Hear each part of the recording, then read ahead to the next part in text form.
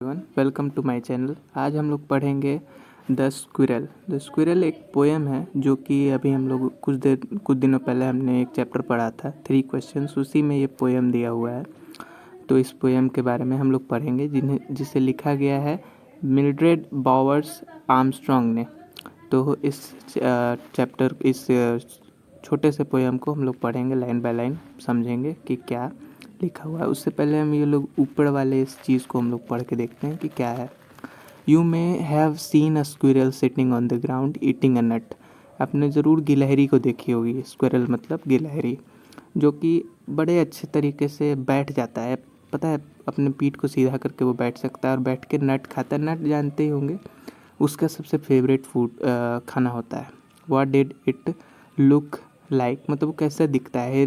Here is a poet description of just such a squirrel. तो जो हमारा poet है वो छोटी छोटी चीज़ों पे पोएम लिखना पसंद करता है।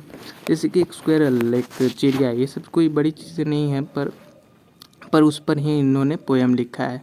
He wore a question mark for tail. तो पहले लाइन में लिखा गया है स्क्वेरल के बारे में, डिस्क्रिप्शन दिया गया। तो अब टेल को देखोगे तो ये क्वेश्चन मार्क की तरह है ना, ऐसा है। तो ही वोर मतलब उसने पहना हुआ है। इसका मतलब है कि he wore a question mark for tail. तो वो पहनता थोड़ी तो होता है, पर पोएम है इसलिए। An overcoat of grey, मतलब वो ग्रे कलर का होता है, फरी होता है तो लगता है कोट पहना हुआ है, वो भी ओवर कोट पहना हुआ है। फिर आगे देखते हैं, he set up straight to eat a nut. वो नट खाने के लिए सीधा बैठ जाता है, इंसानों की तरह अपनी पीठ को सीधा करके। He like to tease and play. उसे टीज़ करना मतलब परेशान करना, और खेलना मतलब बच्चों की तरह जो परेशान करते हैं और खेलते हैं वैसा करना उसे बड़ा पसंद है। अब देखते हैं कि कैसे वो टीज़ कर रहा है और खेल रहा है। And if we ran around his tree he went the other way. तो यहाँ पे है वो जो टीज़ करना प्ले करना है, वो जो हमारी पोएटेस्ट है वो और उनकी फ्रेंड्स। अब फ्रेंड्स हम लोग कैसे जाने कि वी लिखा हुआ है, तो मतलब कोई अलोन तो होगा नहीं, या 2 व्यक्ति होंगे या 4 व्यक्ति होंगे। तो जब वो लोग उसके ट्री के तरफ दौड़ते हैं तो वो ट्री के दूसरे तरफ दौड़ जाता है। मतलब बहुत चाइल्डिश है, प्लेइश है, ठीक है, और बहुत टीज़ कर रहा है उन लोगों को।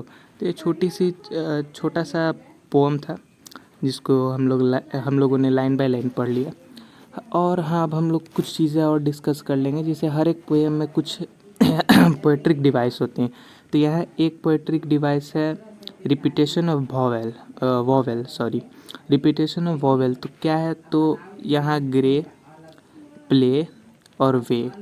तो आप बोल के देखो, ग्रे, प्ले और वे, तो ये एक राइम बन रहा है। तो यहाँ पर रिपीटेशन ऑफ वॉवेल है और यहाँ पर पर्सोनिफिकेशन है। यहाँ देखिए ही, ये जो ही लिखा गया ना,